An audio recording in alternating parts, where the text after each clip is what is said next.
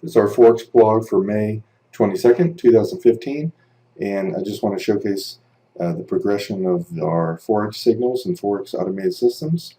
Here's the dollar Swiss, and I'm getting really advanced when it comes to finding patterns. For instance, we're looking at multiple time frames, and one of which is the hourly, and using a ton of our statistical tools and trend reversal tools. When you have a trend reversal and the longer time frame trend is up, it's a very good place to be getting into a trade. For instance, here's an hourly chart, and you can see that it is clearly in a longer term uptrend on the hourly chart.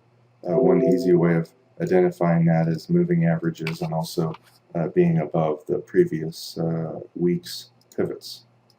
So here you can see the pivot, which is the average price of the previous week. It's way above that. And we have a trend reversal signal which ended at 5 o'clock. And we have a buy after 5 o'clock bar is over at 6. If the market's down too much, we have a counter trend buy signal right here, and it's good for about 40 pips. And followed by a nice 38% Fibonacci pullback, which is good for 73.5 pips actually. So here's some of the stats, and keep in mind that this is after the fact. I fix patterns that need fixed. I add a few patterns every day, and this is after the fact.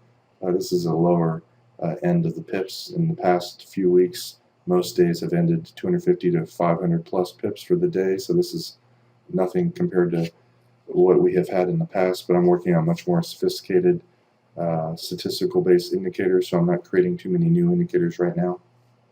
52% winning, but significantly bigger wins than losses. And as you can see, that $1 Swiss trade right here and another one right there, those two alone were good for 100 pips, and the rest of the trades only made 60 pips. You know, there was a bunch of losers. Here is Thursday, 170 pips, 68% winning, much lower average win than normal. Average loss is about normal. Yet some of the pattern-based trades I put in over the last few weeks, even though they backtested well, in the future didn't work so well. So I've been working on fixing them, but there are a ton of them. You can see here pattern 10 didn't make much, pattern 8 only lost a little bit, pattern 11 6.4 pips. You will see that most of the losses that are showing up now are these pattern-based trades significantly. Here's Wednesday.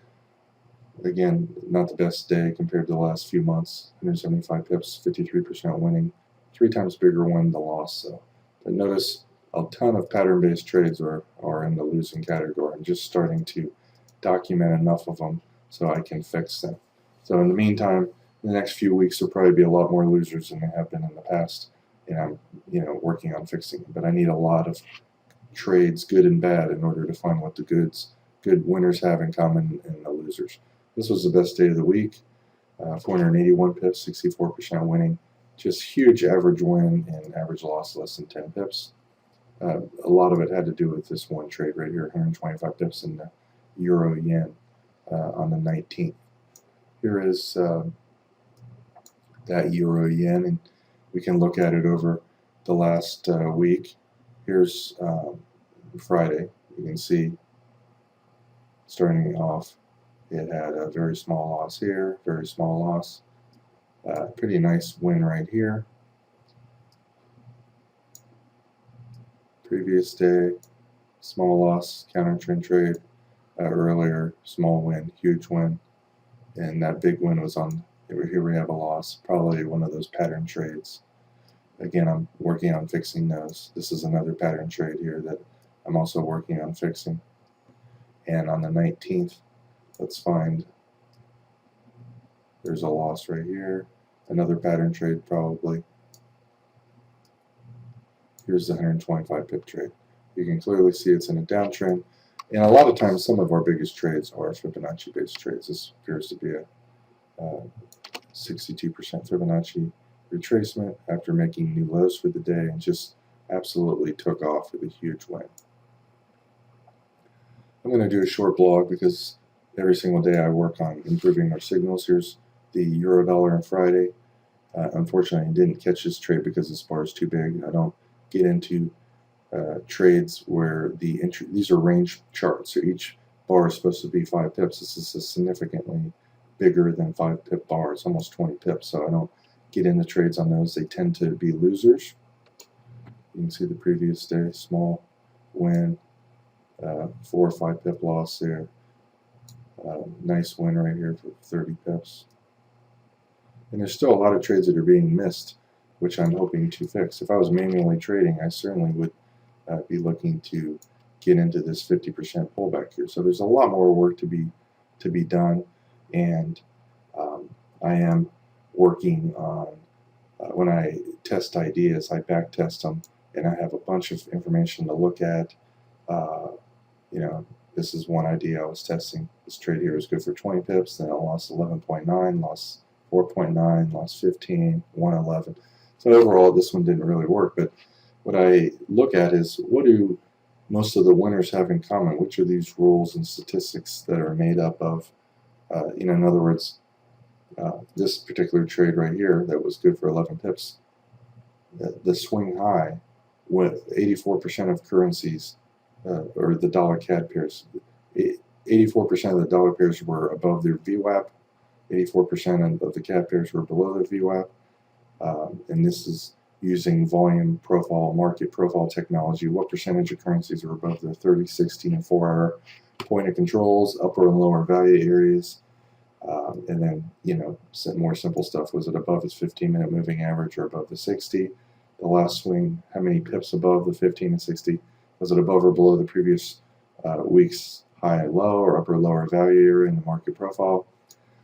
I look at a ton of information. I try to find ideas that, with enough rules, find more wins than losers, and the wins are 1.5 to 2 times and sometimes 3 times bigger than the losers. And if I can find patterns that meet those criteria, I add them, and I'm hoping that I have to spend less and less time in the future working on past patterns. I'm spending more time up front, so you'll see more and more, or I should say fewer new trades added, but the new trades I add, I should spend much less time in the future tweaking them and fixing them. I'd rather work an hour on one pattern and have it probably work 60% of the time in the future and make 2 to 3 times bigger wins and losses than keep trying to fix it over and over in the future.